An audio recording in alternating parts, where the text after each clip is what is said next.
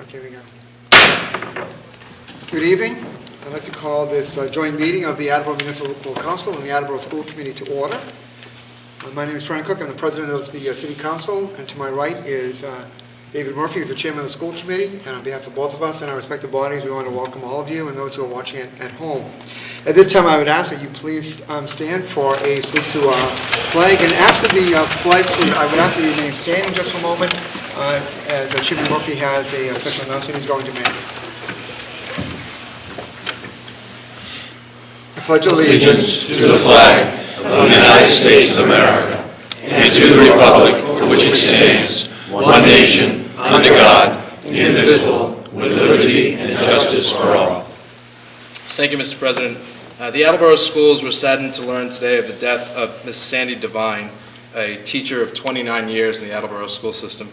Ms. Devine finished her career last year. She retired as a kindergarten teacher at Studley, and Mr. Tyler and I had the pleasure to be there for her retirement party and to award her a commendation on behalf of the school committee.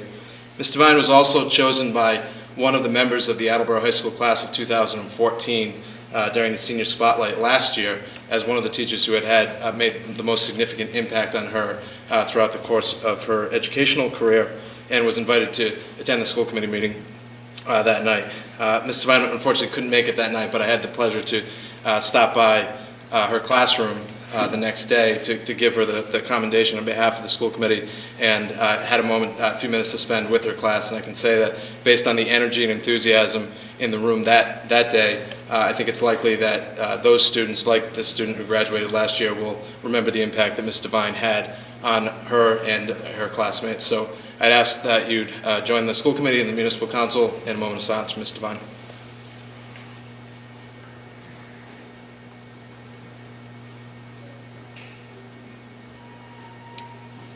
Thank you, and our thoughts are certainly with Ms. Devine's family and the Studley community tonight. Thank you.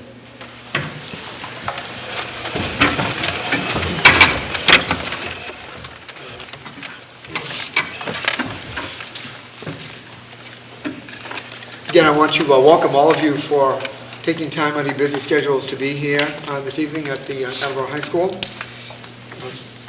It's very important that the two legislative bodies in this city meet together periodically and exchange information. And this is one of the things that I had set as a goal for this year, and I was very glad when I met with Mr. Murphy when he became the chairman, and suggested that we periodically meet together to exchange information. I've had the honor of appearing before the school committee on a couple of occasions, and Mr. Murphy in return has also appeared before our board. And it's very important that we maintain open communication. Doesn't mean we're always going to agree, but if we can keep the communication lines open, it's amazing what we can do for our community. And so it is tonight, it's a real honor to be here and to be meeting. A few years ago, we had met in this room when we were looking at another matter, that being with school buildings. So it's good on behalf of council to be back here meeting, and very interested in seeing this presentation a little bit more about the technology, which is definitely the wave of the future, as we all know so very well. I can't say that tonight's meeting is not an accident. Actually, I was thinking earlier today about tonight's meeting, and remembered that back about 3 months ago, I was actually taking a weekend down the Cape, just after finishing teaching summer school, as a matter of fact, and I'd only been gone a few hours when Mr. Murphy called me, and we got talking about this particular importance of technology and this particular event, and started doing some of the initial planning of this particular night. So again, it's a real pleasure to be here, and I'm hoping that this will be part of the ongoing series of programs and meetings that we can have, so we can better understand each other, better understand the needs of our city, and then work collectively with the school administration and of course the city's administration to make these become reality. So again, I just wanted to thank you all for coming. And Mr. Murphy? Thank you, Mr. President. I'd also, on behalf of the school committee, like to extend my gratitude to the members of the municipal council. I know this is a busy week for your honorable body, and we appreciate you taking the time to participate in this meeting which is the second of the school committee spotlight series that the school committee is facilitating throughout the course of the 2014-2015 school year, with the goal of highlighting and promoting particular dimensions of the school system that we feel the community at large should know about and would like to know about. Part of the Spotlight Series is to sell the school system, and the school committee and the administration feel that the best way that we have to sell our school system to the community and people who may be thinking about enrolling in our school system is to let them hear from our students. We're joined tonight, as we are for each school committee meeting, by our student representatives, Mr. Flynn and Mr. Stowe, who are seated alongside the governing bodies. And we're also joined by, for the moment, because they need to get to their own meeting, the executive board of the Attleboro High School Student Council. And Brianna St. Don, who is the president of the Attleboro Student Council, would like to extend a welcome on behalf of the student body. Hi, we would just like to welcome you to Attleboro High School. What you do for us in the student body makes a big difference. It really affects our lives, so thank you for your dedicated support and commitment for what you do. And Will McKenzie, my vice president, would like to talk about an upcoming event that we have. Hello everyone, good evening. We have an event coming up on December 11th, which is called Homeless for a Night. It's from 3 to 9 p.m. and we will be standing outside the Superintendent's Loop collecting any articles of clothing such as hats, jackets, gloves, mittens, anything, and those will be donated to those in need. So that is on December 11th from 3 to 9 p.m. outside the Superintendent's Loop. So December 11th, and that's for elected officials and members of the community. Spare clothes, bring them by. Brianna, Will, Victoria, the treasurer of the student council, and I'm sure Jack and Tyler will be out there in the cold until what time? 9 p.m. Until 9 o'clock. And if the line is long, I'm sure they'll still stay later. So hopefully everyone had a chance to take part in the refreshments that were offered to us, because I promised them to the student council for the night. So you guys take that and get on to your own. Thank you very much for coming. Thank you. Appreciate it. Thanks, guys. So, as President Cook was saying, this is part of an ongoing series of the two governing bodies working together and looking to form a constructive partnership to benefit the school system and the community at large. The topic for tonight is a particularly important one. We've decided to use this elevated platform to discuss it as a way of demonstrating to the community and frankly to ourselves our commitment to the initiatives that are going to define a big part of the education for our current and future students.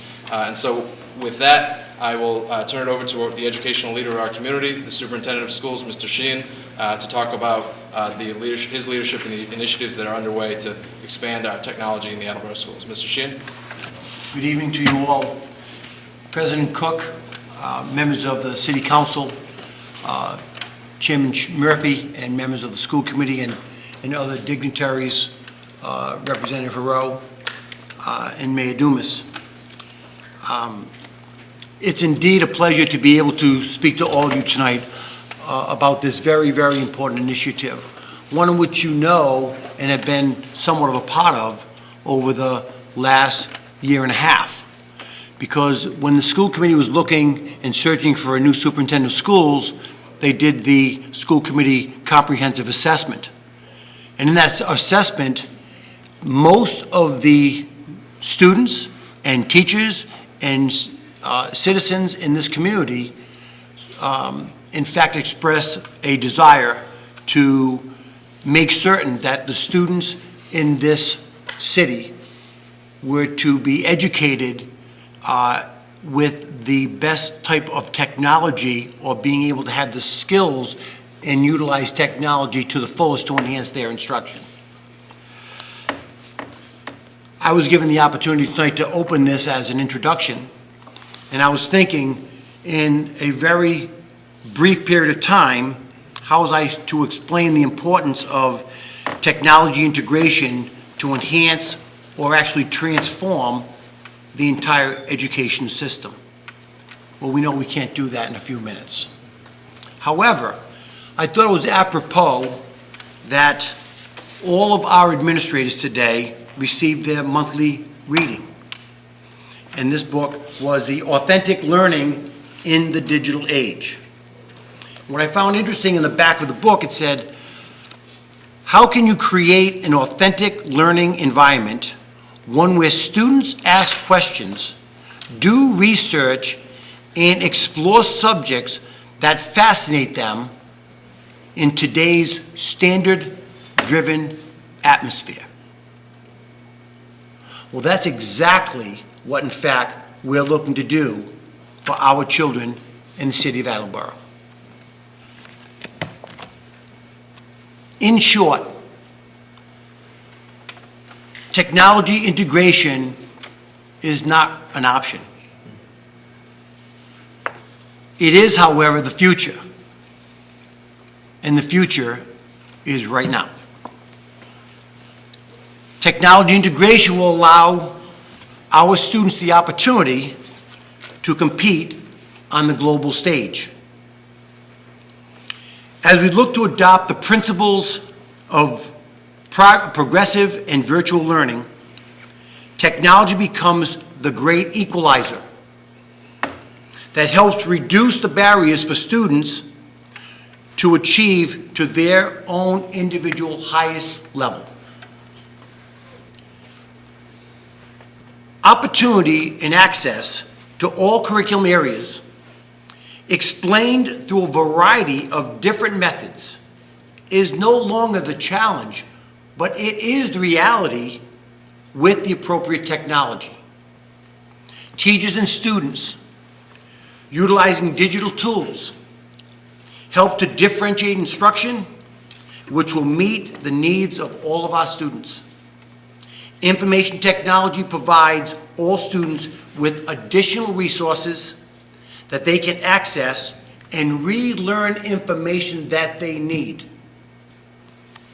Assistive technology allows students to work more independently, work at a higher level, and provide students with the tools they need to access curriculum, to prove that they understand the work, understand the curriculum, understand the lessons, no matter what their ability.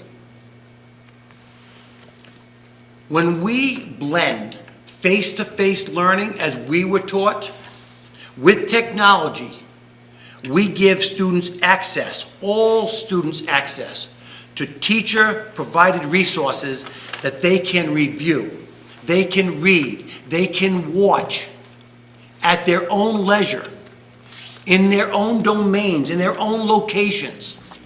They can discuss these lessons, they can discuss those concepts, they can discuss those facts with one another, and they don't have to pick up their phone. They can ask teachers to redo lessons. They can ask peers for assistance, and they don't have to go to their houses.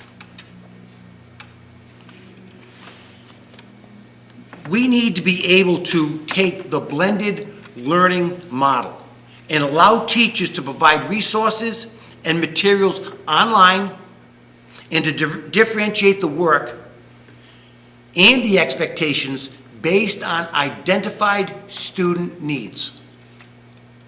What is the sense of having all of this student data with regard to MCAS results and math results and ELA results and so forth, if we don't analyze the data to look at weaknesses, look at strengths, and how are we going to enhance those strengths, and how are we going to work on those weaknesses? If we don't look at the technology for a use to help us all do this, then why take the test to begin with? The test is only a means by which we evaluate student strengths and weaknesses and then take the next step. If you've got 28 students in your classroom, taking that next step in a differentiated environment is virtually impossible. Utilizing technology by which to do that and create that virtual classroom, that is the only way that we're going to do this. As we open our eyes and see the ever-changing world outside, we need to do the same inside. If I were to take the poll right now, how many of you, in fact, have a different phone, cell phone, right now than you had 2 years ago? you would all raise your hands. And when I asked you, what are the means and what are the things that you're doing on your phones now that you didn't do 2 years ago, you would simply say a list of things. I don't know how I conducted myself without it before. But yet, those are the things outside. My God, it was only a few short years ago that you did not have a remote control and you had an analog television set. We grew up that your parents had to save money to buy the 24-volume encyclopedia set. Our kids take out their cell phone and have immediate access to the world's information. They don't have to have a 24-volume set of encyclopedias. We need to provide them the access. We need to provide them the opportunity to access curricula on a global basis, to communicate with other people throughout the entire world, not in this country. 1 year ago, Mr. Murphy invited all the newly elected school committee members to meet with some other educational leaders and previous school committee members as an orientation session. And Terry Gayton was one of those people. And he shared with our new school committee and our other school committee members who were reelected this statement. I was going to quiz them to see if, in fact, they knew what the statement was, but I'm not going to do that. Our task today is to teach children skills for jobs that have not even been created yet. How profound is that statement? But how true is that statement? And we're not going to be able to provide those skills unless we produce this technologically integrated curriculum, teach our teachers, teach our administrators. We've been doing this for 16 months in our operations committees and with our instructional committees for all of our teachers.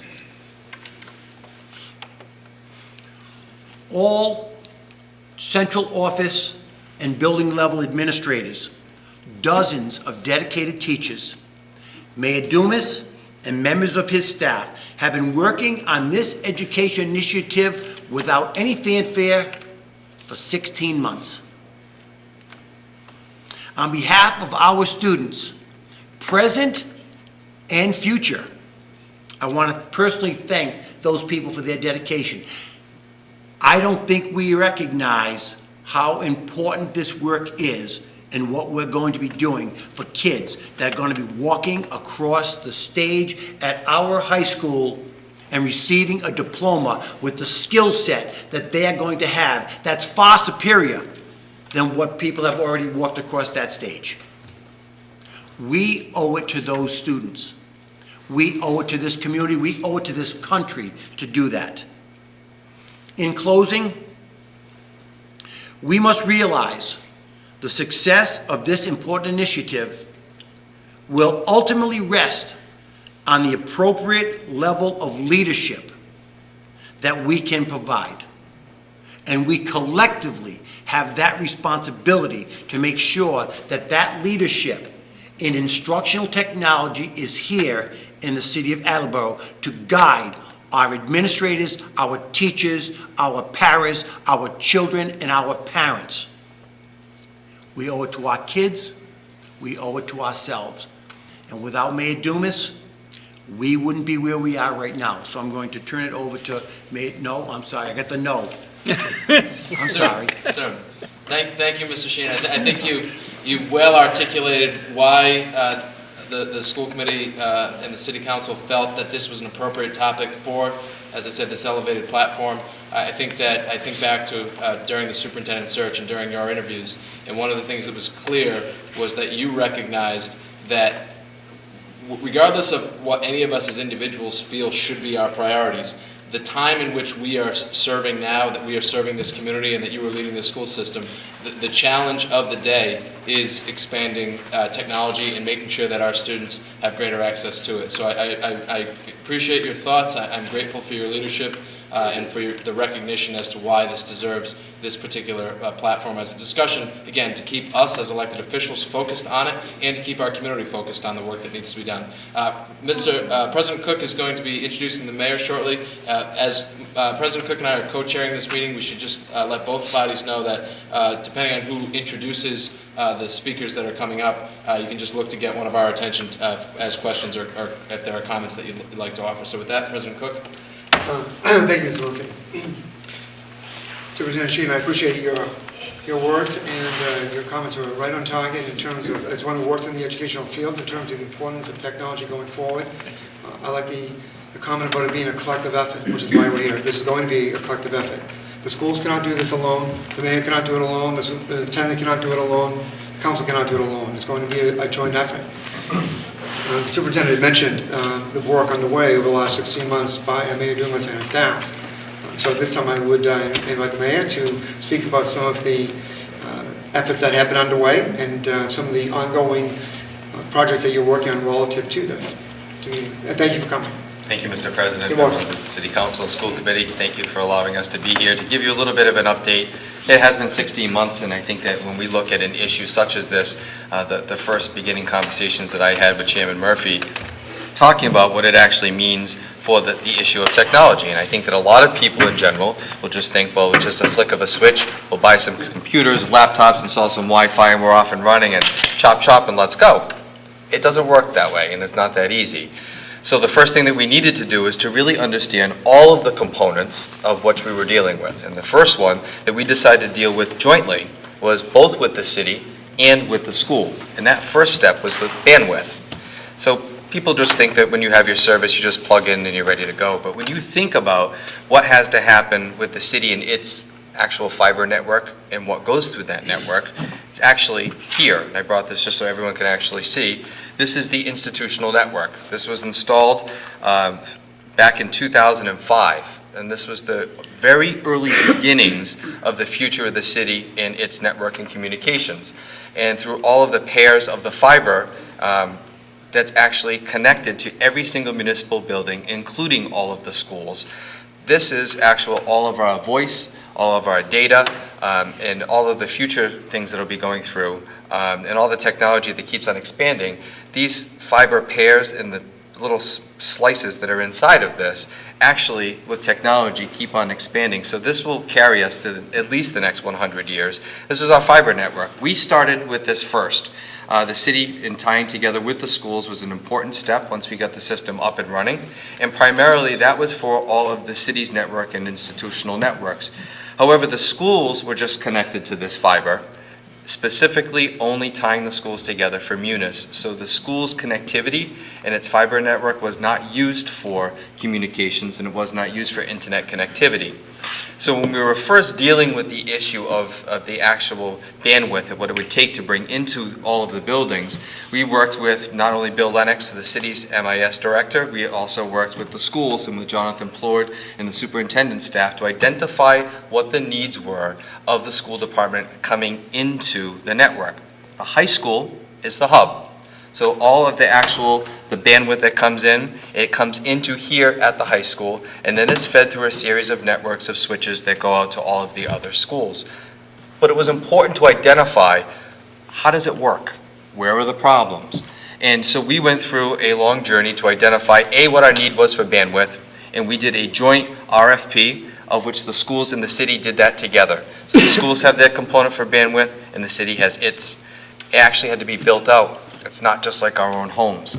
So what had to happen is that the city's network was built out first to bring in the proper bandwidth, and for what our needs were, a special dedicated line had to be brought into City Hall for its bandwidth to supply not only City Hall, but all of the municipal buildings for its internet connectivity. The second portion was to build a separate bandwidth line that would be taken from the head end from Comcast and brought here to the high school. So we were finished within a couple of months with each other, and that took almost 9 to 10 months just to be able to go through from the very start of developing the need to bringing through actually to go out to bid and to actually have the system built out. That's only step one. And that's the infancy of where we are today. The second part of that is to identify what are the learning needs. For us, we know it was internet connectivity and it was very limited. But for the schools, it's very, very different. And that's when our eyes were really opened into how learning has changed, how dynamic it really has become, and how we want over 6,000 students to have that opportunity just like other districts have. So we started to get into identifying the other problems in the network within each building, and so the city worked with the schools to identify those issues, and also going out to see what were going to be the future needs to have wireless within the school and what that would mean, and for the future uses, what would happen inside each school. So we did that. We put together a number for that, and it came out for a total of an issue that we have to deal with of $2 million. Luckily, through the help of Representative Haro and other people in the state legislature, finding it was important to make funding available for cities and towns through a competitive grant process. Right now, of the entire $38 million that was made available, only $5 million had been released.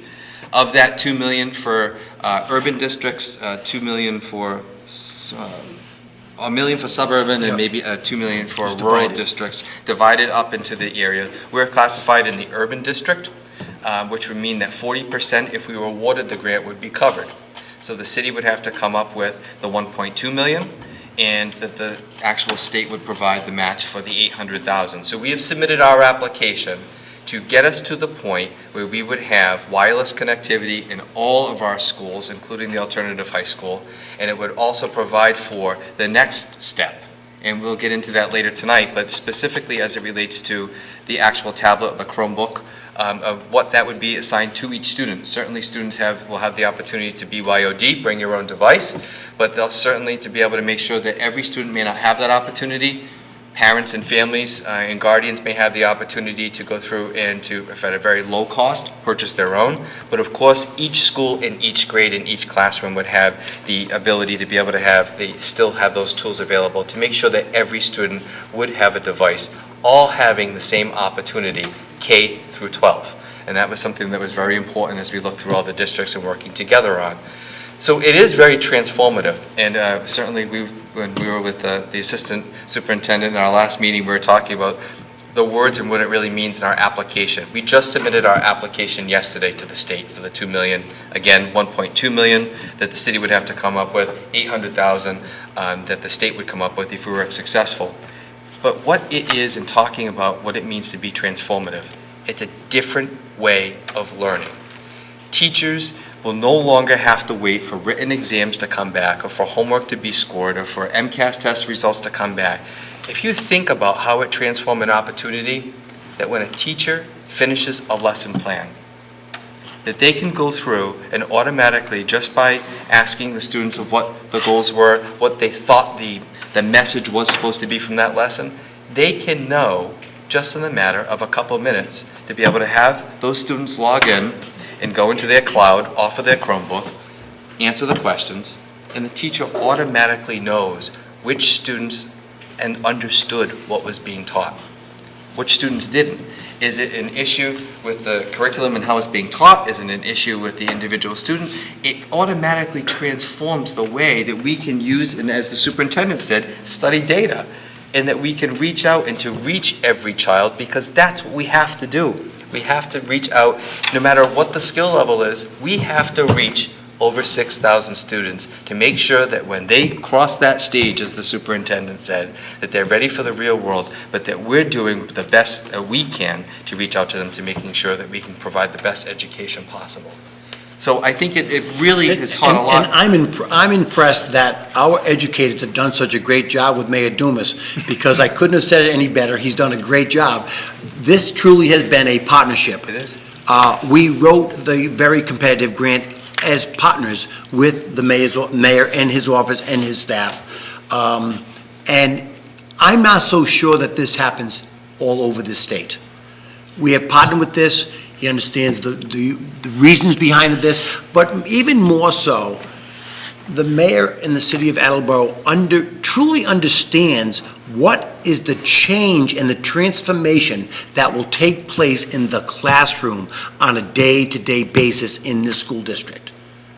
And that every single child will be taught to the maximum. It doesn't matter what their ability is. We'll bring them as far as we possibly can. And the technology is there for us to enhance their education greater than ever before. And it's nice to be able to sit down with Mayor Dumas and Barry LaCasse and so forth, and they've got full jobs. And it's not in education, but they're sitting here with us as partners to be able to look at every single child within the district. That's really something to behold. And I'm really proud to be able to sit here as the superintendent of schools, as the educational leader here, and know where this is going to go and have a feel. I've walked this path before, coming here. I know what this is going to be and what the advantage our kids will have in that global scene, or at that college, or in that military, or in that place of work. We owe this to our kids, and Mayor Dumas and his staff truly understands this as well, because he's partnered with us. And the partnership is real, and that's something that's very important to the Commonwealth, and in speaking with a myriad of people at the state level, that they say, we're looking for people who are going to be applying for this grant that have those very strong city or town partnerships with this school district. And so in telling some of the story and finding out when the grant was going to be coming out, and he said, you know what, maybe you're going to be one of those people who could be one of the people in the pilot program to emphasize the importance of those strong relationships and understanding what it's going to mean, and to be able to get to the end result as quickly as possible. And so even though that the term of the grant can be to 2016, because it does take a while to implement and construct the necessary components, it will provide the opportunity of which we need to transform how learning occurs in the Attleboro School District. And I'm excited about it. It's taught me something that when the superintendent and the chairman, when we first started off on it, I said, I need to get my hands around it. I need to understand it, and I need to understand what you think the issues are, so I can understand what the issues are. We both learn from each other through the process, and it has given me a new opportunity to learn something different, and to see some of the examples that you'll see tonight. I think it will really show how amazing of a transformation that learning is taking place in school districts across the country and across the world. And one last statement from me is very simple, that not only is the mayor and the mayor's office on the same page as the school department, we have 9 members of our school committee are 100% on the same exact page, that there is no deviation. We have leadership at the school committee level, they're on the same page, they're well-informed, and they're behind what we're trying to do for the kids here, and know the importance of how technology is going to bring us all forward. That's nice to have that feeling that all 9 members, no one deviates from what the task is and the mission at hand, including the mayor's office. This is a nice feeling. We will accomplish this task. No questions asked. Thank you. Mr. Withers had a question. Yeah, just one question. First, thank you, Mayor Dumas and Superintendent Sheehan. Mayor Dumas, thank you especially because I think, as a school committee member, everyone we talk to, one of the first things I mentioned with the school, as a lot of people have mentioned, is the technology and improving it, and it's important to everyone involved, but it's something that's so large, as we've touched on, that it's not something the school committee or the superintendent could come close to tackling by ourselves. So thank you for your dedication to this project. The one question that I did have was with regard to step 1, which was increasing the bandwidth, which was a problem both on the city and school side. Did I understand you correctly that phase has now been completed? That Yes. the increased The city was bandwidth? up and running in July. Okay. And then the schools came on by September. Yep. Great. Okay. Thanks. You're welcome. Are there any other questions at this time? Council Parika. Thank you very much. Thank you both tonight, and thank you to President Cook and Chairman Murphy for facilitating this tonight. It's highly educational for everyone involved. Just as it pertains to the grant, you touched upon it very briefly. What is the time frame? I know that you just submitted yesterday, but is there is there a time frame in which we might have an answer or know what the direction that's heading in? So we'll know sometime over the next month whether we make it to the review committee. Once we make it through the review committee, then if we make it to the next step, we should probably get something after the first of the year. Great, thank you. Thank you. Are there any other questions? Mr. Conti? Thank you, Mr. President. You're welcome. Mayor, you know I hate to cross the line from legislator to administrator. So I would like to, so I would like to hear, what is the role of the municipal council in this program? Sure, so what will happen is that at a certain point, certainly that any grant that has a matching component has to come before the municipal council that's above $5,000. So that would be certainly one component. The second component of what will be going on by the first of the year, which is the submittal of the new capital improvement program, it will be included now that we actually have updated hard numbers for sitting down with the schools that was just finished technically yesterday.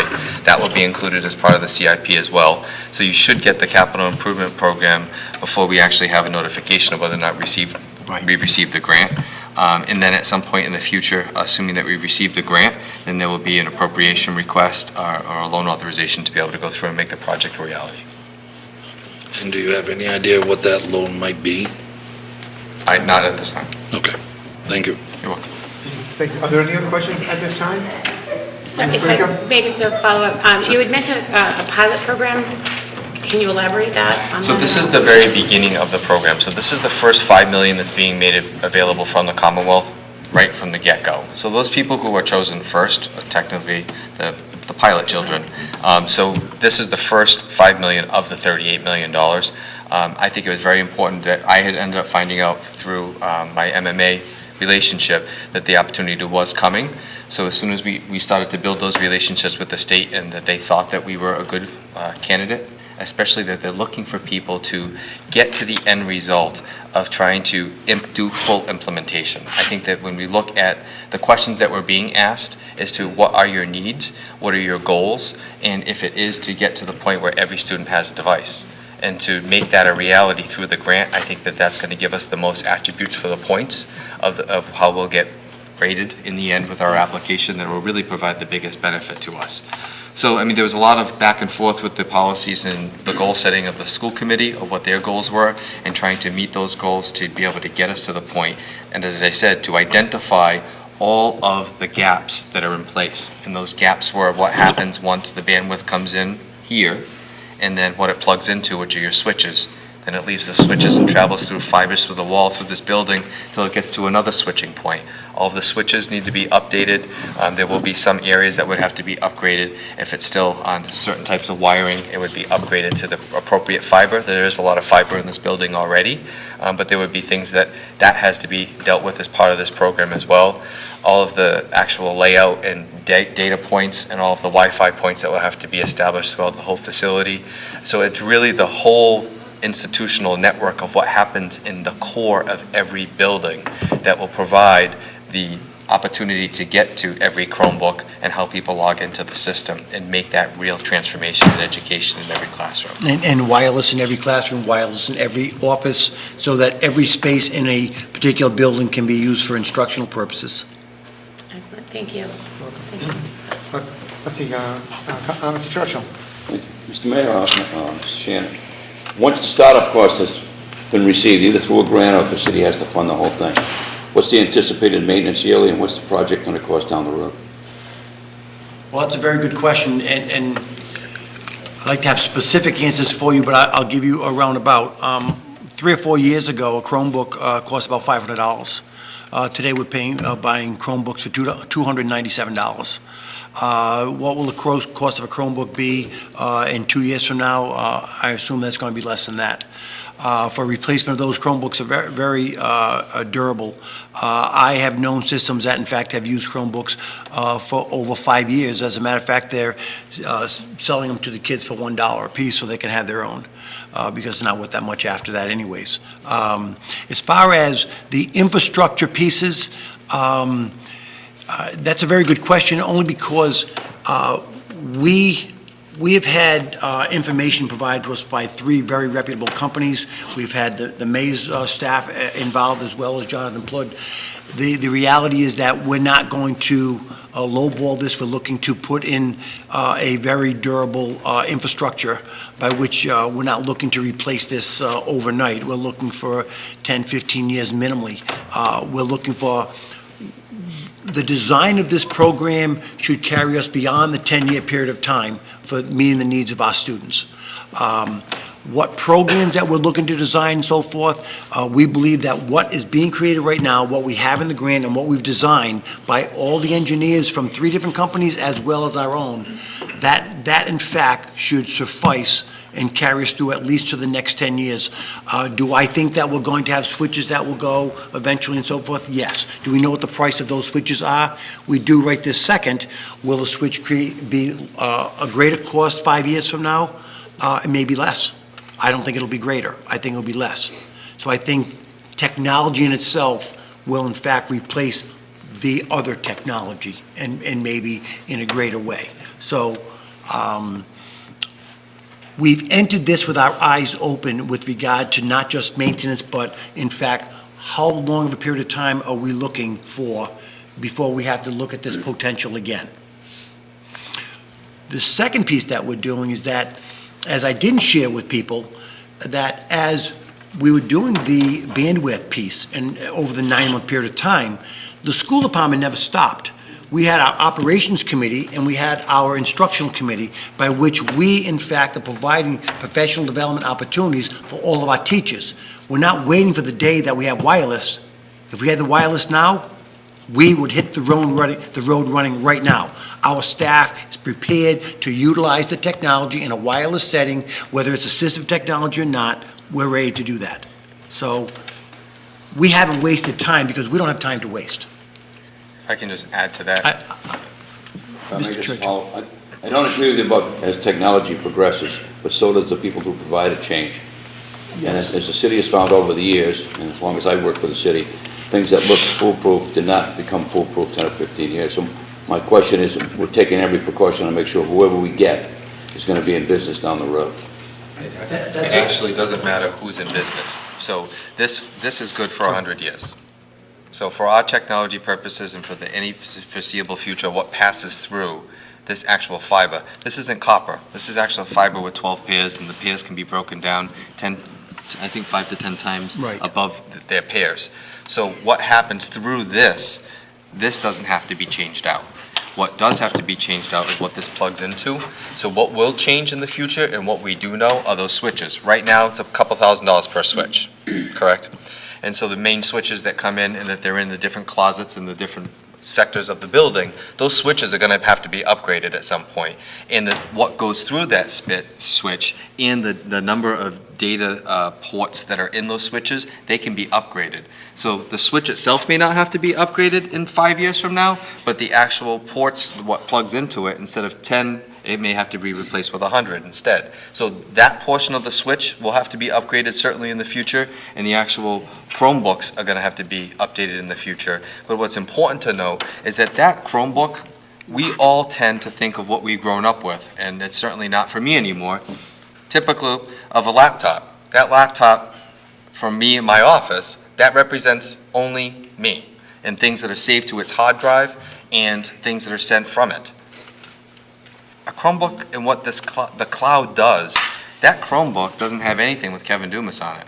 Kevin Dumas just grabs a Chromebook. It could be on your table, it could be on my table, it could be on Chairman Murphy's table, it doesn't matter. I'm going to pick up that Chromebook, I'm going to log in, but it's not logging me into the hard drive on that tablet or on that Chromebook. It's logging into what I've saved through the net up in the cloud.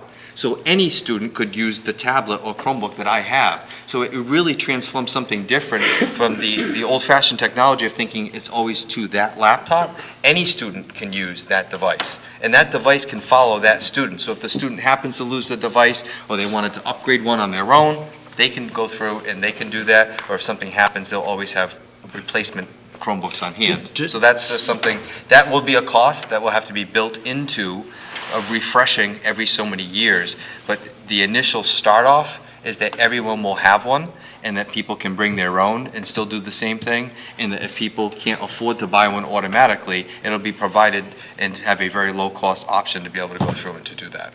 Well, the answer to my question is not much. Well, Counselor, if I could just respond briefly, I think that Counselor Churchill's point is well taken, that we always need to be forward-looking and making sure that whatever initiative we engage in or whatever resource we look to tap into, that we're doing it in a sustainable way that's forward-looking and that we don't set ourselves up for failure down the road. That is an extremely important point with regard to this discussion and frankly, every discussion. But what I would say is that in terms of just looking at the cost, the reason why I think it's impossible to say what the cost is, that although we have some excellent initiatives that are underway because of the partnership between the municipal government and the school system already, because of the efforts that are underway, and we're going to talk a lot about them when Mr. Sawyer and our teachers come up later to talk about what this looks like in the classroom right now from a teaching and learning standpoint. We're not here tonight because there's one particular project that we're going after. We want that state grant, and we need wireless capacity, and the Chromebooks behind the mayor and the superintendent have been a phenomenal addition to our school system. But what we're really talking about tonight is a culture shift, that the culture of a school in America is not going to be the same in the 21st century as it was in the 20th, and all of us, and Councilor Conti asked earlier, what is the role of the city council? There's certainly a functional role, and we appreciate that. But I think the role of the school committee, of the city council, of the entire educational and city leadership is in some ways the same as the role of all citizens of Attleboro. Is we all have to understand that what a classroom looked like when we were in school is not what it's going to look like when our current and future students are in school. And there will be costs that come up. Frankly, there will also be savings that come up.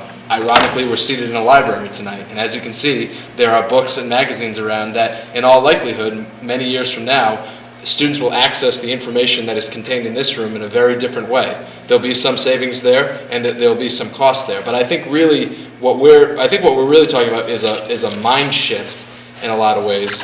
And I personally think it's impossible to put a specific price tag on it, if that makes sense. Yes, sir. I agree with what's being said here this evening. I think it's an important shift. My concern is sustainability, and sustainability is a cost factor. I agree. And if it's as important as the two gentlemen are saying, and I don't disagree, I think it is.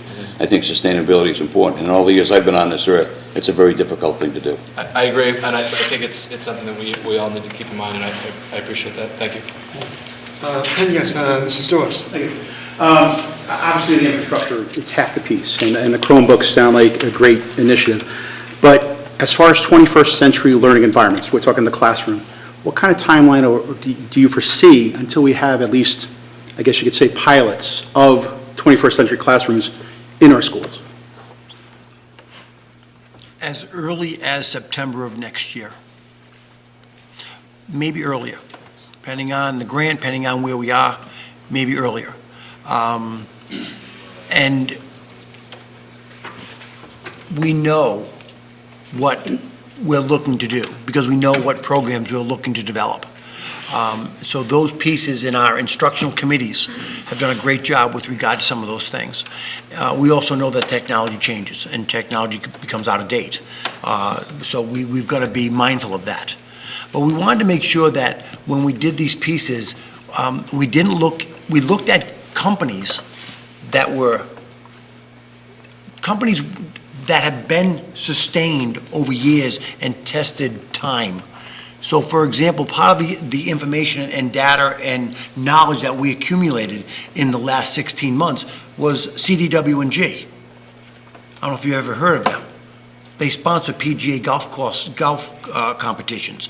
It's one of the largest technology companies in the entire world. We sat with them for hours and days. Hub Connect is the #1 computer-based technology company in the state of Massachusetts. So we looked at companies that were on the state bid and were reputable, know their business, and know where we were, and were willing to look at us. And we involved the mayor in his office right from day one with regard to it. So we looked at, I recognize the sustainability piece, but I also recognize that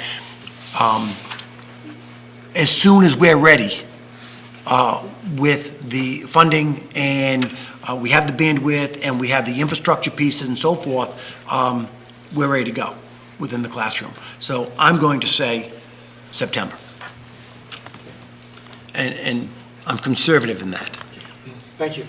Mr. Murphy, at this time, I think it would be appropriate to have Mr. Sawyer, do you want to introduce him? or- Sure, and I think, and Mr. Mayor, Mr. Sheehan, we thank you very much.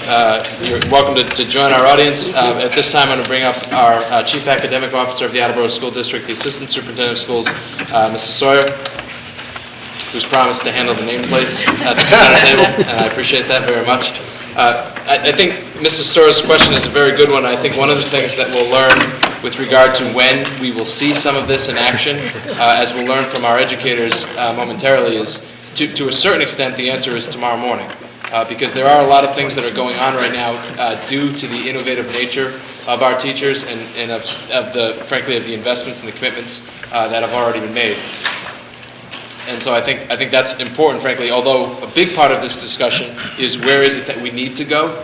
I think it's also important for the community to understand that significant progress has been made of late, and we are, to say that we are as far behind as we were even a short time ago is not true. We're making progress aggressively, and we're going to continue to do that. So with that, I'll turn it over to Mr. Sawyer. Thank you very much. As you've already heard described quite well, technology is changing the learning environment, both here in Attleboro and internationally.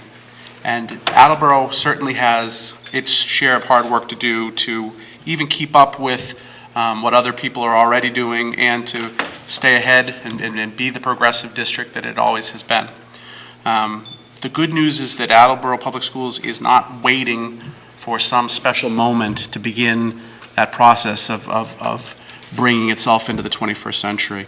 While we do have, lots of hardware needs and certainly infrastructure needs in this district, the educators in this district are committed to delivering the best possible education that we can, and luckily that we have a lot of very innovative people who are making the most of what we can provide. And Attleboro is poised to make use of whatever we can bring to the classroom in the time that we can. So we're not a district that's waiting for someone to swoop in and save us with some grand gesture. We're going to continue to work at this and make progress as we can. One of the areas where I think we've made the greatest deal of progress is in our use of technology for communication with both families and students. And so I've asked our principal of the high school, Mr. Rooney, and our esteemed teacher of foreign language at the high school, Mr. Glenn Widener, to join me to show you a little bit about how technology is transforming communication in the Attleboro Public Schools. Yes. Scroll over.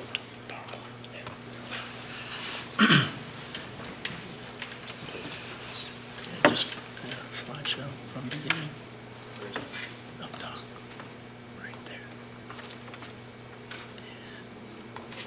There we go. Good evening, everyone.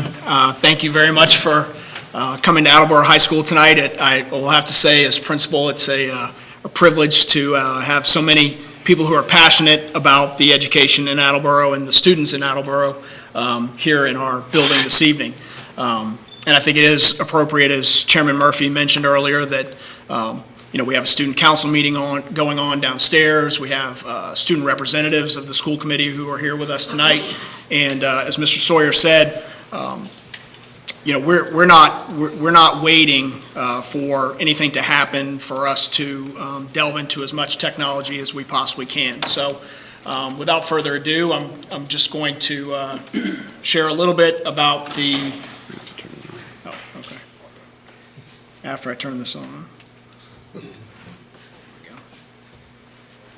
So again, as Mr. Sawyer mentioned, we try to do the best we can in terms of communicating with our families. So the first question that I have on my first slide is, why do we need to communicate? And I can tell you that the first reason, I think we're just going to have to advance it. High school students do not talk to their parents. I can tell you from the standpoint of being a high school employee for 27 years, the last almost 9 as a principal, but also the parent of a current high school student and a student in college. If I want to know what they want for breakfast, or if I want to know, when their next ball game is, I have to send them a text or put a post on their Instagram account. I think that, the days where information, you can advance that. The days where information is going to go home in a backpack, those days are long gone as far as high school students are concerned. Another responsibility that we have is that we do believe that education is a partnership. Obviously, you being here tonight and you being supportive of what's going on in our community is part of that partnership. But as representatives of the high school, whether it be Mr. Widener as a teacher or myself as an administrator, we need to work with parents and guardians to be able to support our students as much as possible. Another aspect is that, in the near 3 years that I've been at Attleboro High School, the amount of community support has just been very overwhelming to me. Whether it be the stadium renovation project, whether it's the fact that we have volunteers coming here on Saturdays in the heat of July or in the cold of November to help us build a concession stand. Some of those people are sitting right at this table right here. The momentum that is going on in Attleboro, especially for our schools, and personally that I can experience at the high school is overwhelming. And we owe it to our constituents to be able to continue to foster as much of that community support as possible. And last but not least, branding and marketing is something that is very important. Our goal is that every student who lives in Attleboro will matriculate through the Attleboro Public Schools. And as far as me personally, I want them all to come to Attleboro High School. We've taken a lot of steps that aren't even technologically related to be able to close that gap in terms of students who live in Attleboro to come to Attleboro High School. We were at City Council a week or so ago, and our guidance coordinator talked about a shadowing program with student ambassadors that we've started, and 100% of students who shadowed at Attleboro High School with the possibility of transferring to Attleboro High School, 100% of those students enrolled at Attleboro High School. We take it as a matter of personal pride, blue pride, if you will, that we want to try to have every student who lives in Attleboro to come through our halls. The ways that we communicate, as Mr. Sawyer said, we still have some traditional ways of communication. We use a reverse 911 or a mass voicemail system called School Connects, whether it's Mr. Sheehan calling a snow day, and I got bad news for the students. I don't think we're going to get enough snow tonight that there's going to be any delay or closure tomorrow. But Mr. Sheehan can record that. If we keep him out late enough, maybe he'll. That's true. Mr. Sheehan can record that message. I had a situation back in January where a pipe burst and we had to send the students home an hour or so early. We certainly can use that School Connect message. Unfortunately, that is only reliant on the fact that either someone answers the phone or someone is available to check that voicemail. We're also very appreciative of the partnerships that we have, not only with the Sun Chronicle, but also with AACS. Anytime that we send information to the Sun Chronicle, they do the best they can to run that information, and our partners at AACS are always very generous to us as well. But we are also always looking for ways to take additional steps in terms of technology. We started back in November of 2012 using our Aspen portal to be able to send mass emails. I coined the term blue mail. And that email, with just a couple of simple clicks, goes to all 1,700 students that are in the building, and then at least one parent contact who is identified through our Aspen portal. So contrary to what might happen with a School Connect phone call, now with parents being at work and being able to check email, or students having smartphones being able to check email, we can get a message out to almost 4,000 people with a couple of clicks. This is just an example of what a blue mail looks like. This was from October, where our video newsletter, the Pridecast, and also the Blue Notes, which is our online newsletter, were made available to our entire school community. We also use Facebook. A lot of our parents and a lot of our alumni use Facebook, and I don't want to lose sight of the fact that part of that community that we are very cognizant of is our alumni. We have a very strong alumni association, and they also have a presence throughout, not only throughout New England, but throughout the country.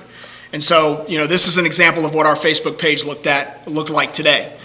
Blue Pride Night is a week from tonight. It is our open house showcase. It is our way to entice as many 7th and 8th graders in the Attleboro area to come to Attleboro High School. And so, in terms of moderating the Facebook page, we put a splash up there for Blue Pride Night. We also use Twitter a very good bit. Our teachers are very involved in Twitter. Our guidance department is using Twitter now. And so we as a high school try to use Twitter as much as possible. The parents are slowly but surely catching on to Twitter, but certainly Twitter is a huge hit with our students.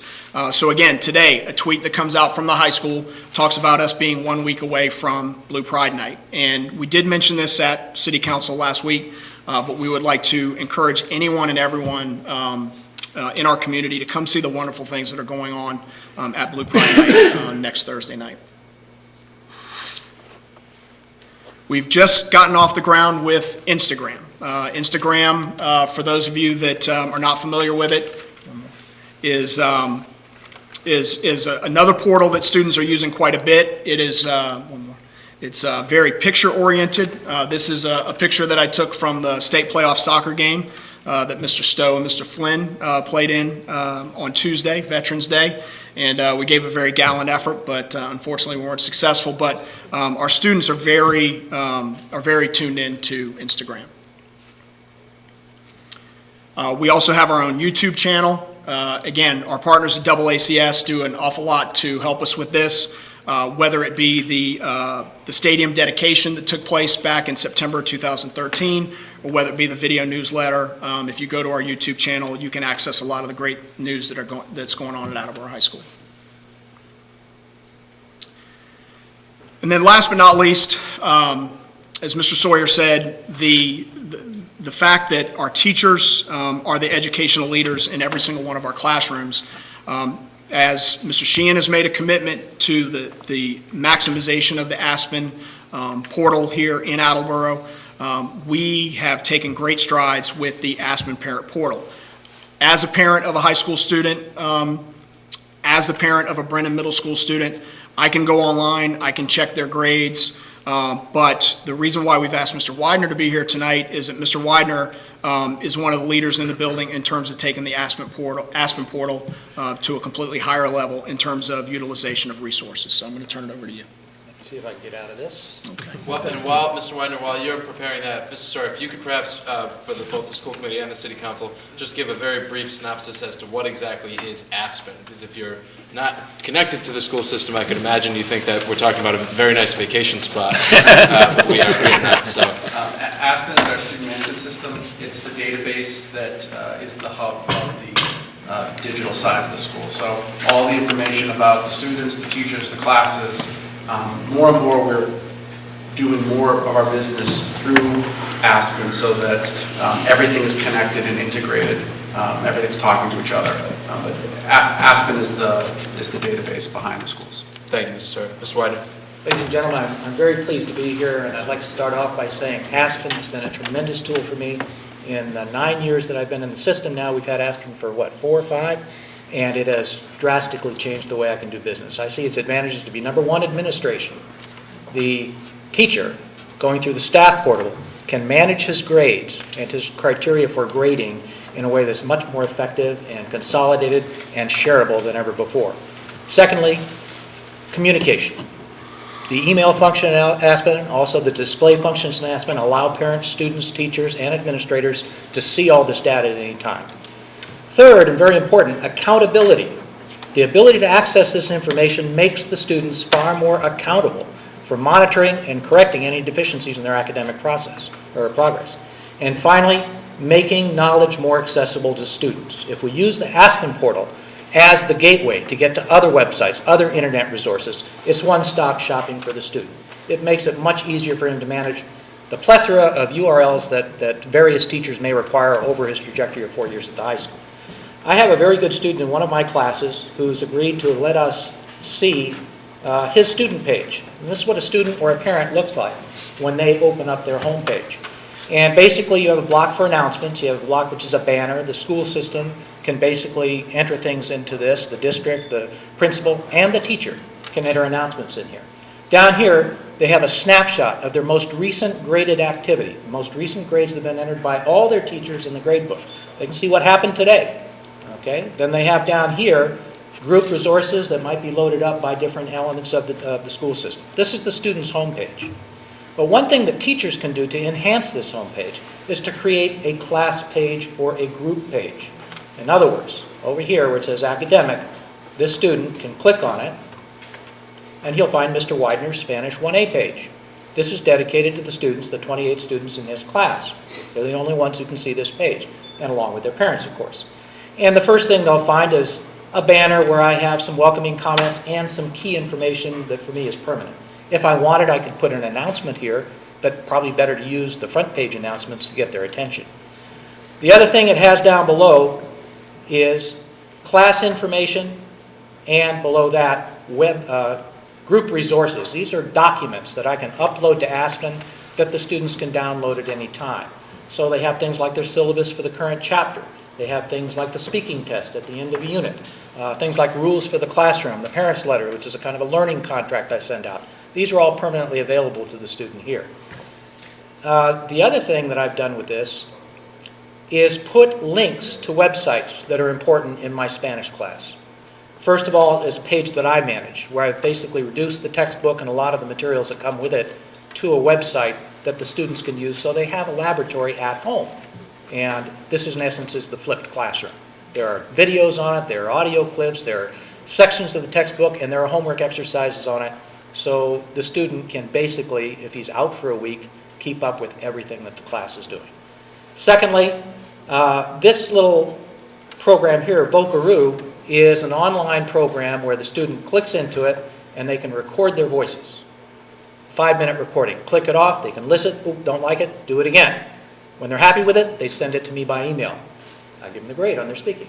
Okay? We save a lot of time during exams doing speaking tests this way.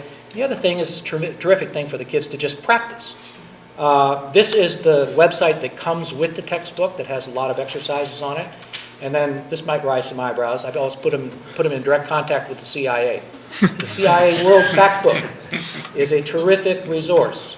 Instant, right at your fingertips, data on all the countries of the world. And in foreign languages, of course, we're teaching cultures and geography. They have to do some reports periodically on Spanish-speaking countries, and this is their primary source to do that, for very short snapshot reports. Now, if we go back to the students page, one of the big advantages from the accountability standpoint is they can go to academics and see how they're doing in each one of their classes. This is where they stand at any moment in each one of those classes. Depends on the teacher entering the grades regularly. I try to enter them daily. If this guy comes to my class, whoa, I give a lot of assignments. This is just the first page. But he can cycle through here and see every assignment that's been in the grade book. And if he hasn't turned one in, and I think this gentleman might have one somewhere. There's one. It says MTI calculates as missing. Well, he can then say, ooh, Mr. Widener takes makeup work. Let's see, what was that? That was page 14 and 15 exercises, 1, 2, and 4 to 6. I'll do that tonight, turn it in, get partial credit. Accountability. The student is responsible for monitoring what he or she is doing, has done or has not done, and taking the appropriate steps to rectify that. Now, to go back and take a look at making knowledge more accessible to the students, I'd like to show you this web page very quickly, if it'll load up.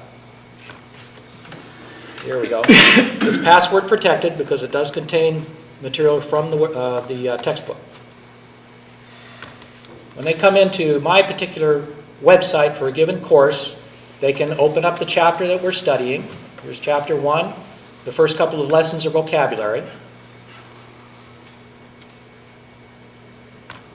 There it is. And they come down here, and here's the textbook information, the vocabulary words, and right above it, we'll see if Jonathan has got our speakers working, is the audio tracks from the CDs. CD1. I'll put it ahead a little bit. Then repeat after the speaker. Repeat after the speaker. You'd like us to? Oh. Come on, come on. Sure. Bandwidth. We may have just been bailed At out. any rate. Capítulo 1. ¿Cómo somos? ¿Cómo somos? Vocabulario 1. Actividad A. Listen and repeat Why am I the one after doing the it? speaker. I have the same problem in class. Why is he the only one doing it? At any rate, I have found that I now use these sites in class often, and when I have Chromebooks, I can delegate down to the students to work in groups, use the website in groups for specified learning objectives. They can do the flashcards that have to do with this vocabulary. This you'll be able to do. ¿De qué nacionalidad? They can't understand. Oh, very good. Excellent. ¿De qué nacionalidad? All right, you need to know what that means. And then flip it. So that gives you an idea of what we can do using Aspen to make knowledge more accessible. The number of websites and tools that are out there is astounding. And I think that our successors are going to show you some things that we can do in the classroom to completely change the way that we present information and encourage student activity and involvement. Are there any questions? Well, I think Mr. Hodges and Mr. Reed are going to be coming up next. I think if Mr. Widener and Mr. Rooney can stick around, I think we'll take questions for all of our educators about the teaching and learning demonstrations that we've seen at the conclusion of the presentation. But I'll just say to both of you that you've been able to encapsulate the sort of multitude of functions that we are already being able to engage in because of the technology that we do have and because of the innovation of folks like the three of you. I just want to extend our gratitude. So, and like I said, we'll have some questions, I'm sure. I know this will be a hot bench, but we'll go with Mr. Reed and Mr. Hodges. Perhaps now could join Mr. Sawyer, and we'll move on to their next teaching and learning. There are actually enough chairs, so feel free to stay up there if you'd like. Yeah, we've got extra seats. We've got extra seats, and we want to see how fast Mr. Sawyer can change the nameplates. I promise that he's going to be quick. I didn't grab the nameplates like everybody are. Put you guys to work. While they're working, I just wanted to point out that the technologies described by Mr. Rooney and Mr. Widener, although powerful tools that are helping our educators to educate our students, No one said anything about the test. They have not transformed. Sir, why don't we wait till we get there? Well, you did set them into motion before I was ready for you, so. I take responsibility for that, but I know you're making a good point. I want to make sure everybody hears it.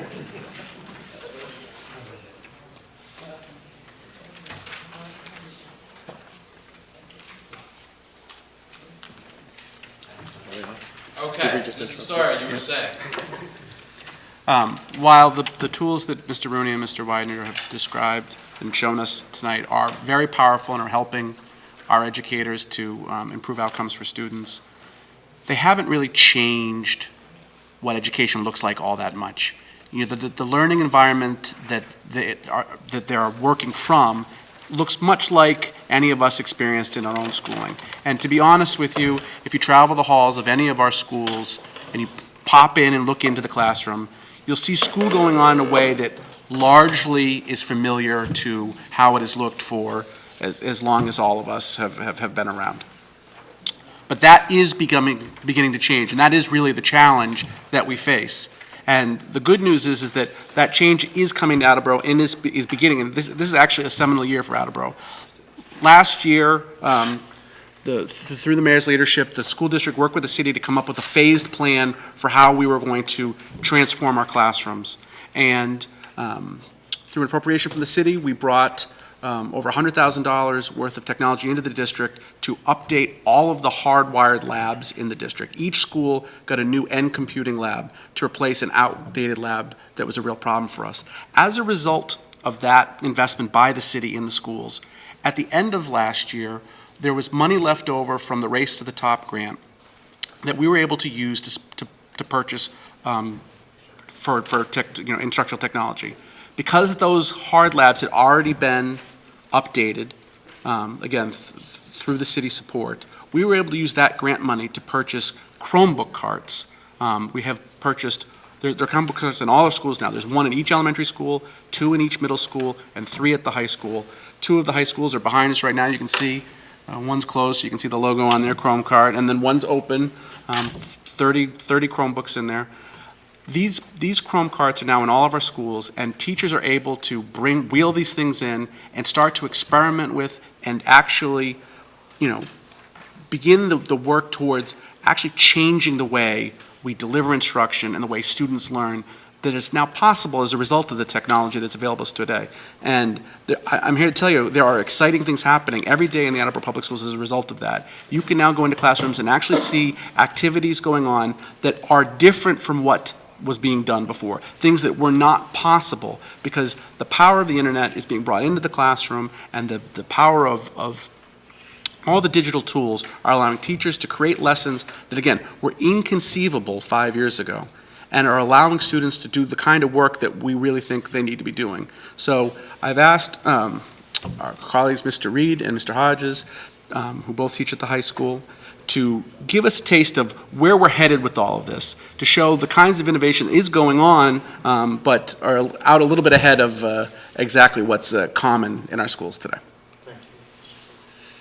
So you guys are from the future, it sounds like. Thank you for joining us in 2014. My name is Toby. I'm a history teacher at the high school. I'm Brian. I'm a social studies teacher here as well. We're going to start you with a very 19th century task. On one level, you have a piece of paper and a pen or a pencil. You have 5 questions. Some of you have already started cheating. We're going to give you 3 minutes to answer as many questions as you possibly can. You're allowed to use your own brain. You're allowed to use your neighbor's brain. You're allowed to use your own technology. There are iPads around if you want to use those. Yep. And please, on the little bubble sheet, just fill in the correct answer. So you want the answers on the answer sheet? On the answer sheet, please. Fill in the Are you bubble reusing completely. this tomorrow morning? Fill in the bubble completely. And again, conversing is allowed and encouraged. Yes, please. Mr. Mayor, Mr. Chair, would you like to take this as well? Sure, sure. I don't know how I'm going to do mine. Science is not my thing. Parentheses, exponents, so.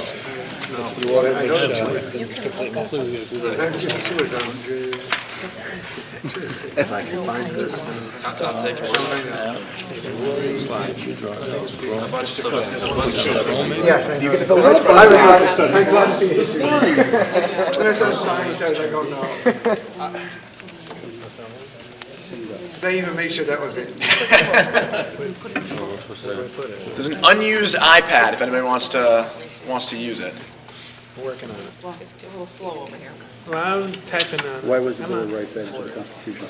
We only have a minute and 52 seconds left, can so. I have a minute? Oh, shoot. Clock is ticking. She wants to trump them. So the first one is Done? Oh, you're confident. All right. is Okay, well then help us. Chandra. Obviously a medical term. Take the hard one right. Chandra. Because Adam was performing, so he didn't get to go up. All right. I hope they can Who said it is the green eye? So the question is, what is it? He's looking for the answer to number So four. it's membrane, cells, It's all right, I've actually and most fungi, now it's. plants and fungi emitting. Definitely B. 3 is B. I think it's all defenders of a cell, the powerhouse of a cell, the nucleus of a cell, or the cellular wall? No, it was Lago. Yeah, Boris D, what is, does anyone even know what number 2 means? What does the skull with the face crucifix mean? That's a D, that's a C. The only one I'm confident in is 3. One out of 5. On this, right? That screws it all up. Oh, do we have? What'd you get for operations? Oh, comes out. It's definitely C. C, Stephen. I always see the time at school. Everything's 5 seconds left. Oh, look at that. C, all the way down. Time is sadly up. Oh, that's excellent. Okay. Well, I'm handing it back to you almost exactly the same way you handed it to me. That's all right. Almost exactly. Almost exactly. By the way, yeah, sure. Jack, I want you on the. Want to use my dumb phone?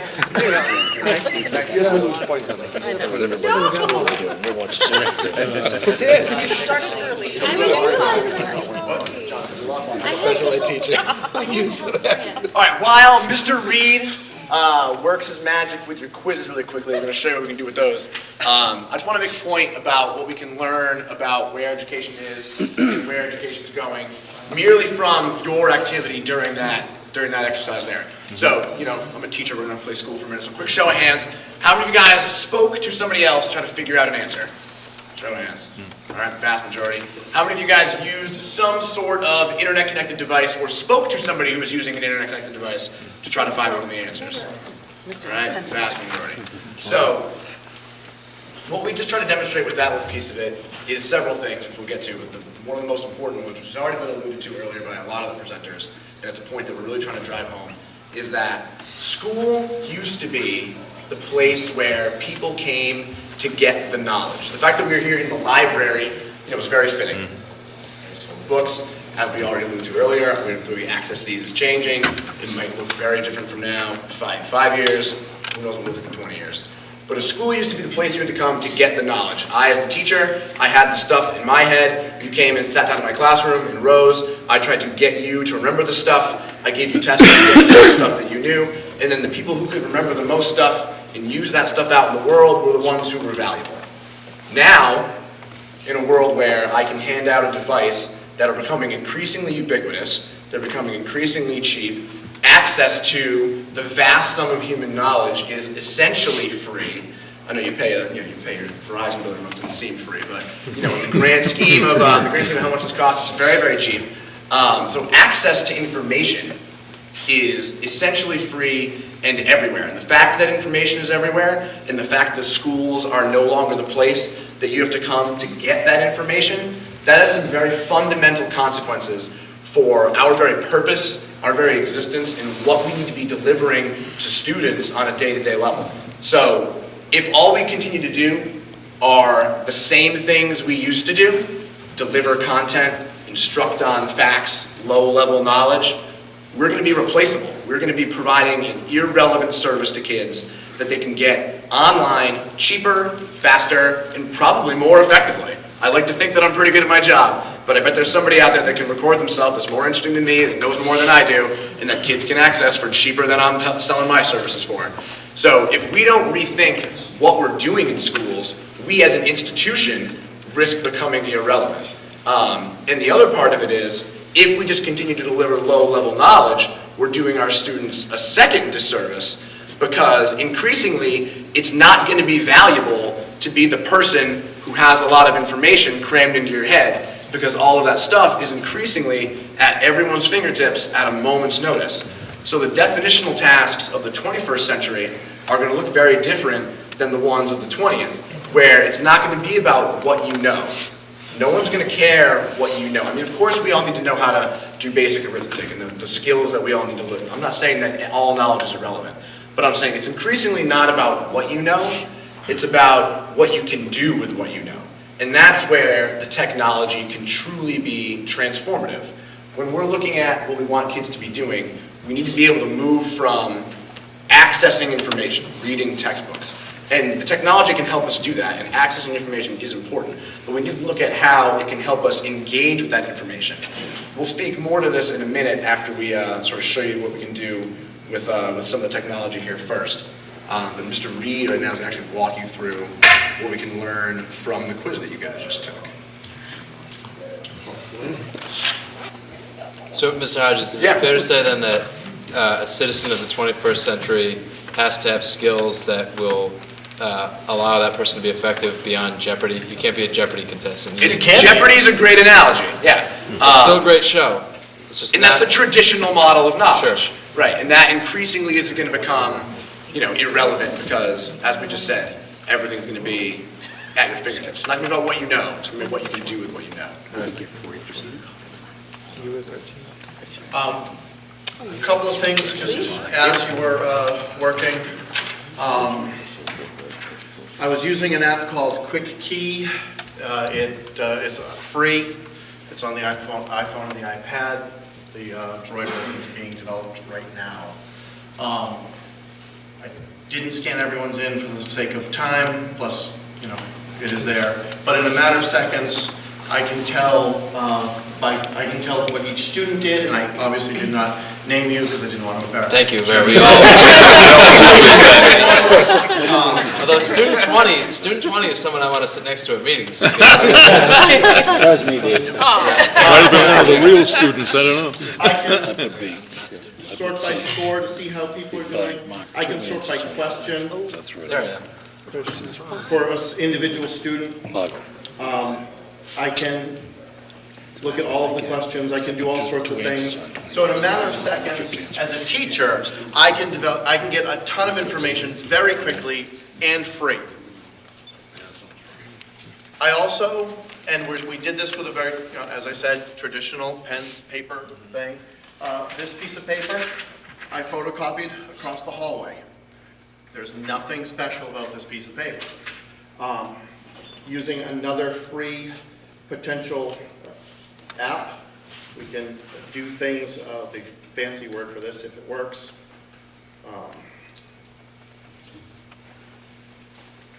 Is enhanced reality.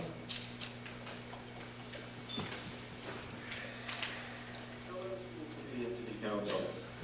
The strange-looking woman under the piece of paper next to question 2 is a character from a 1970s BBC sitcom named Aunt Sally, because of course the correct answer to number 2 is C.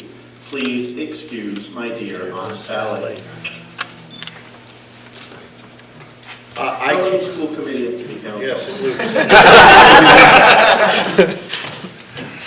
I can, using a piece of clip art from Google, I can embed help for kids. I can embed videos, websites. I can embed things for kids, so when they take this home, they pull it out of their pocket, and they're doing their homework, and they don't know what number 4 is, they can pull their phone out and get help. Once again, this is just a regular piece of paper. I did nothing. The paper's free. Well, not free. You guys pay for it. But the paper comes, there's no digital chips on this. This isn't a Chrome. There's nothing fancy about this. But technology does allow me to augment what I'm already doing in the classroom to get faster, quicker information to help kids where they're at. The problem with this is just the same system better.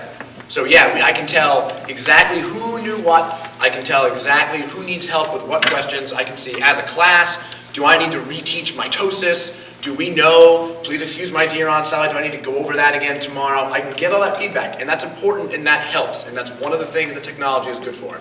But I want the real core of what we're trying to get at here to be that technology can be used for that, and we should use it for some of that, but we cannot only look at technology as a way to do the same things better. Because the reason we chose this specific activity and this specific application to use is because the Quick Key app was developed by a Massachusetts public high school student. He made this app. His teacher said, "I really wish I could use my phone." Kid said, "Let me stay after school with you." They raised $100,000 venture capital. They created the app. They currently are working on the Verizon version, or the Droid version. The writers in Chile, they're working internationally on this.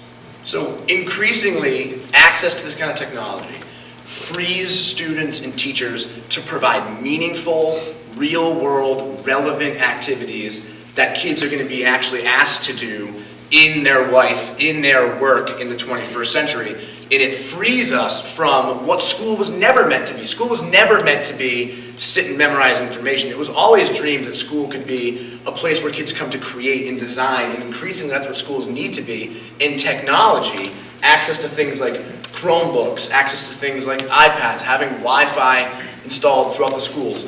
Those things are what are going to enable us to provide these sort of relevant tasks for students.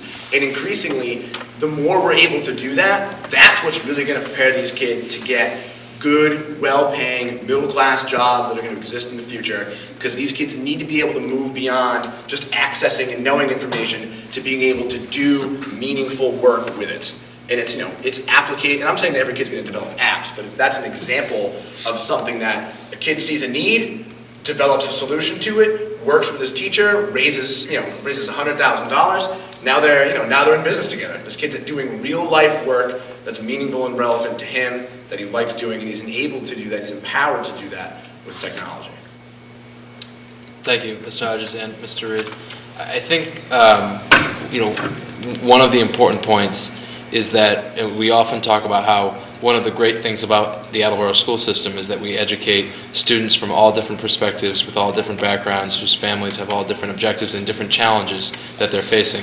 And I think one of the things that occurred to me while you were speaking is that these lessons, you gave us the different academic subjects, the ways in which the world have changed and the ways in which education needs to change apply across the board to all students. There's no demographic that will be immune from needing to have the types of skills that you're talking about, as opposed to the types of skills that we've taught historically. Is that a fair statement? Yeah, and another point too is Mr. Sheehan made this point early on. This change is happening. It's going on right now. And it's important, as Mr. Sawyer, I heard him mention it before. We've always prided ourselves on being a progressive school district that's out in front of things, that embraces the changes that we need to make. And I really can't stress enough that this is one of those things. And one other point I wanted to make also, Mr. Storrs was asking about when we're going to be ready to do, to transform learning spaces into 21st century learning spaces. We're ready right now. We just need the tools. We're ready. We're utilizing what we have. We have access to some stuff. But the more we have dynamic teachers who are ready to make these changes. We just finished, we had a professional development day on Monday. So much of that is centered around how to create 21st century learning spaces. There's stuff going on. We're ready to do it. Thank you. And I think one of the points of this meeting is to make sure that our community is ready to go along with you, because this is a major culture shift. This is not something that I think as a community or as a school system we necessarily spent decades preparing for. To some degree, it's come sort of fast and furious, but thanks to the people who are here tonight, this is why we're as well positioned as we are. And I'm not saying that we're where we need to be. We wouldn't be hauling you in on Thursday night if we were where we need to be. But we've certainly, it's important to know that there's evidence of the potential here. With that, are there questions or comments from members of the committee or the council? Councilor Conti. Thank you. My question for Mr. Sawyer, as Chief Academic Officer. He's chief of a lot of things, but academic. In your role as Chief Academic Officer, how are you going to measure the evolution of your teaching staff? I mean, I appreciate that Mr. Widener and Mr. Hodges and Mr. Reed are probably some of your stars, right on the cutting edge. But if the council signs a bond saying we're going to give you millions of dollars to be connected, everybody, how are you going to measure the evolution of your teachers to be able to increase those PARCC scores, to decrease the dropout rate, to increase the attendance? I mean, I think there's a lot of measurements out there, but how do you evolve that teaching staff so that the students are learning how to think? Well, it's a complex problem that has a very complicated answer. All those things you're talking about have to find their way into the practice of the district. And we have systems in place that are already yielding the kind of results that I was at City Council bragging about just last week. I think our evaluation system is a chief way that we ensure that the teachers are delivering on what we're looking for. It requires regular observation by administrators.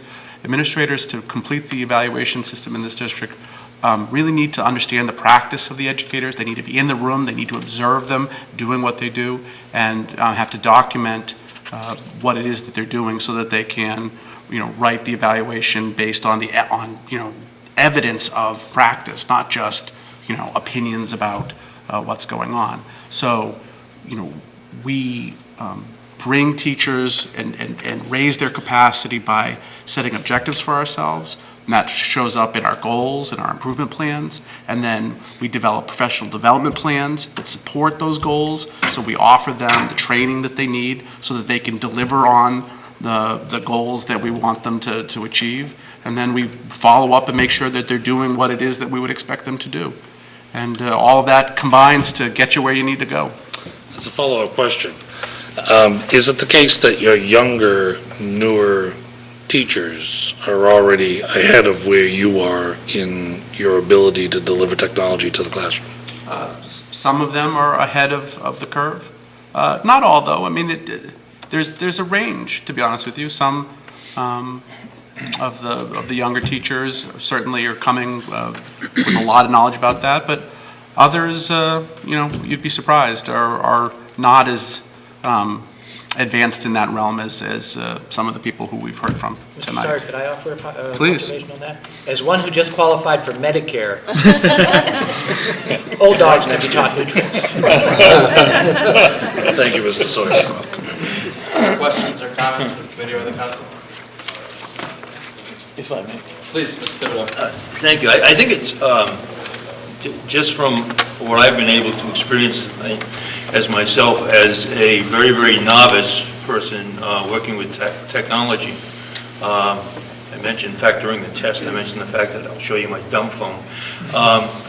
It seems to me it's more of a perception, and selling that perception to people like myself who aren't that savvy. Or at a minimum of being able to understand the technology and how you can use that technology in all different spectrums, and how it can be, how today's generation and future generations are going to be learning in such a different way that we were taught and were expected to learn from that teaching, that it does come right back to a matter of perception, a matter of being able to have an open mind and have some vision about what we need to prepare our students for in the future, a future in which technology is growing faster than we can absorb it today. So it seems to me that this is a very good setting for explaining and for those of us who are listening to understand the tools that you're talking about, not only for the different aspects of how a teacher can use those for the benefit of the students, but for the students to use them for the benefit of themselves, and how in fact that is going to benefit our community. And I think if I talk any further than that, I'll show my ignorance. So thank you very much. I have learned a lot tonight. Making, I wish you'd just keep going. Mr. Rooney? To piggyback that point about perception, I think that the fact that we have 3 teacher leaders here is indicative of what central office expects of the building administration, and then the building administration is trying to accomplish through our teaching staff, is that if our teachers have a perception that their colleagues are the ones who are, whether they be on the young end of the spectrum or whether they be on the Medicare end of the spectrum, if they're willing to learn, if they're willing to embrace this new perspective on educating our young people, then it permeates, it has to permeate throughout the rest of the staff. And then and that ties into Counselor Connie's point about, how we can know that our staff will be expected to maintain a lot of those standards. Thank you, Mr. Rooney. Ms. Parika. Just to go back to the Aspen portion, as a parent of a high schooler and two Brennan middle schoolers, I think that the implementation of Aspen has made it a much more interactive educational process with the families at home. My son can attest to that, as we have direct and immediate access to all of his test grades and everything else that's in there. But I think as a parent, not only, I can't be more appreciative and to see that practical application in my home of what teachers can achieve through the Aspen portal has really expanded the educational process, not only for the students themselves, but for the family too. So, thank you, Mrs. Parika. I would completely associate myself with those comments, and I think one of the things that Mr. Sawyer, I thank you for leading this presentation, for bringing these different representatives in, because I think we've seen the different facets of the school system and in the ways in which each of them have been affected. And I know the efforts that Mr. Rooney talked about with regard to communicating and engaging families and the community, that we are aggressively pursuing that at our middle school and elementary schools as well. High school, is a behemoth of an institution, and at times the high school can move at a particularly rapid pace. But we're really working on moving that throughout the district so that each building community can take advantage of the types of systems that you're talking about. And that's certainly true for Aspen as well. It's expanded into the elementary schools this school year, and there's an aggressive campaign underway. And I think to some degree, most importantly, we look forward to seeing how the teaching and learning environment changes in the coming years. Mr. Kirby? Thank you. One other piece that I was thinking about in my own building, we talk about digital citizenship, and that students have to be taught to use the technology responsibly. And I'm assuming that with the technology that you'd be moving forward with, that you would have some safeguards and some education put in place to be sure that the students are going where they're supposed to be and not where they're not supposed to be, and as well as using it responsibly in terms of plagiarism and using it in that way responsibly. And then we get into the bullying issues with what's being said online and things like that. So with technology is great if it's done and used properly, but one of the concerns is with like bring your own device, the availability and the incidence of issues can change. So if you can speak to where you're going with that as well. I mean, as the technology advances in high school, I mean, you mentioned bullying and inappropriate behaviors online. It's something that we've been dealing with when texting first started, and then Facebook started becoming more popular. Now, one of our biggest nightmares is Snapchat, because, Snapchat is something that, after 4 seconds or 8 seconds or however long you set it for, it's gone. But people have come to learn the hard way that all you have to do is screenshot it and then it lives in perpetuity. But I also think that another aspect of that digital citizenship is a level of trust. And, I was a classroom teacher for 10 years before I became an administrator. And in observing the teachers at the high school, the fact that they are stepping out of the box in terms of a lot more innovative and student engaging practices, they are showing their students that they trust the fact that if they allow them to have their phone or their tablet to be able to be working on something, that by and large, they're not going to stand over the top of them to be able to do it. Mr. Sawyer might be able to comment a little bit more in terms of, a district-wide acceptable use policy or things like that. It is something that we're actually working on through the Technology Advisory Council that Mr. Sheehan mentioned before. But I can also say that the high school has an advisory program which puts groups of about 12 to 15 students in with an educator, and they meet about bi-weekly, which is it. Yep. And I have the pleasure of having an advisory, and I know that part of the curriculum that we work on are the very issues that you're talking about. We've had, days where we were devoted to those very issues. So it's something that certainly we're working on every day. I think it's a great point. I think it speaks to sort of the transcendent nature of what we're talking about, because schools have always been charged with developing good citizens and citizens who will contribute. Now that part of life takes place in the digital realm, part of that is digital citizenship. So thank you, Councilor Kirby, for making that point. Other questions or comments from the school committee or the municipal council? Okay, then our final presenters tonight, and I would invite them to join their administrators at the presenter table, will be Mr. Flynn and Mr. Stowe, our student representatives to the school committee, who I thought was down there, but are apparently down there. That was a tough angle. Yeah.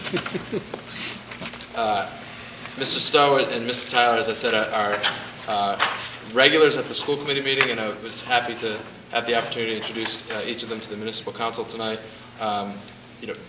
They are, this is their building and their peers' building more than it is any of ours.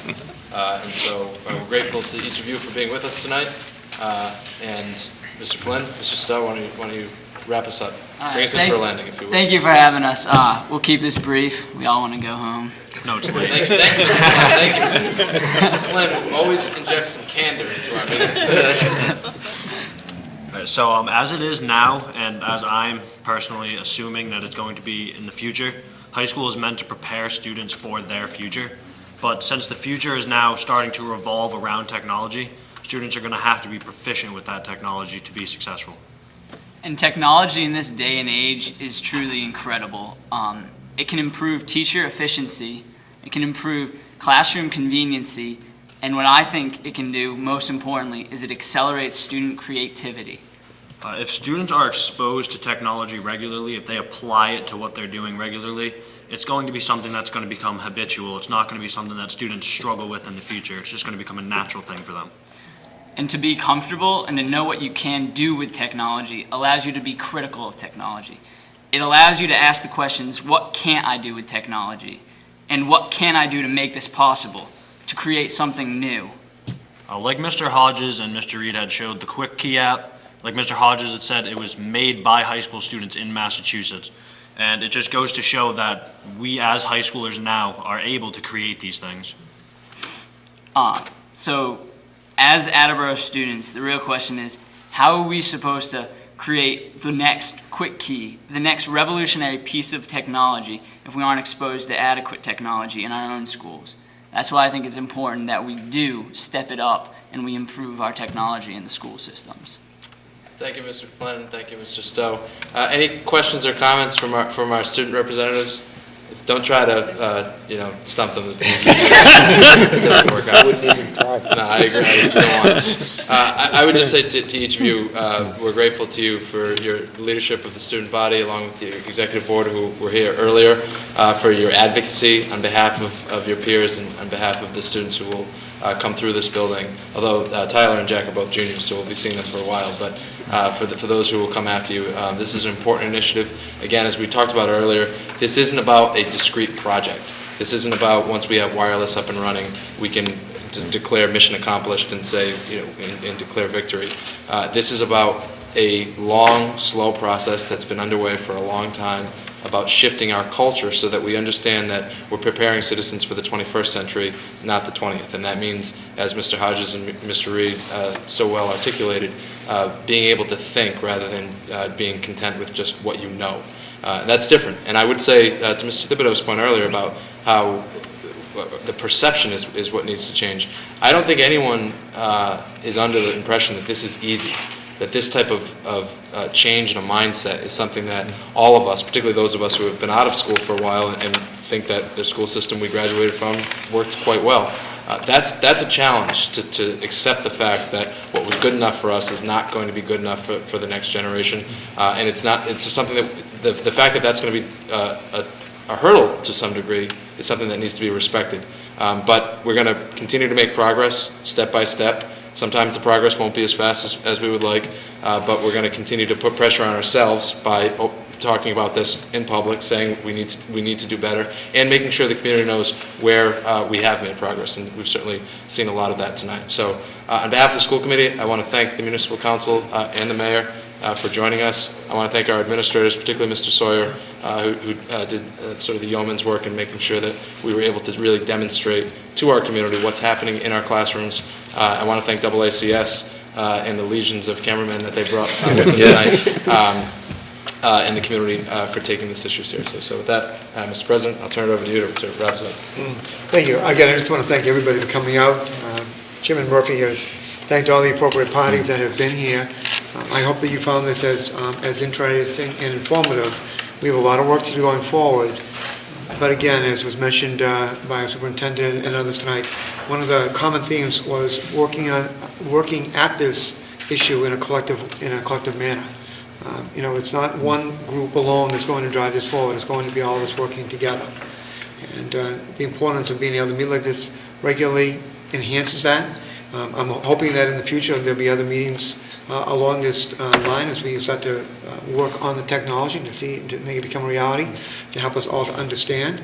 I would just encourage all of us, if we have additional questions, we're not sure about some of this tonight may have been new to some of us, or some of the details, to reach out perhaps to the schools, to the administration and the city government, as well as the schools, to try to get those answers to those questions. Because again, I think working together is going to make this become a reality. So again, I just want to thank all of you for taking the time to come here. I know from my colleagues in the council, this is the fourth day in a row that we've been doing something involving the city. Interestingly, I was talking to Mr. Murphy prior to the meeting, and I thought that when I looked at the schedule for this week, that this would probably be the shortest meeting of all the ones we had scheduled over the last 3 days. It actually turned out to be the longest. And yet, I think it's also was time very, very well spent, and it was very, very informative. I appreciate, as one who's involved in education, seeing what's happening in another system. And again, I'm personally very encouraged by it. I'm glad to see this. I spent a number of years, as some of you know, in the corporate world, in the high-tech area, and to see a lot of what was being done at the corporate now really taking root in the schools and being expanded upon is really personally very encouraging. So again, I just want to thank you all for coming, and if there are no other questions or comments, I would entertain a motion to adjourn. So moved. Thank you. The motion's in order. All those in favor? Aye. Opposed? Motion passes. Thank you very much. Have a good evening. Well, present yourself.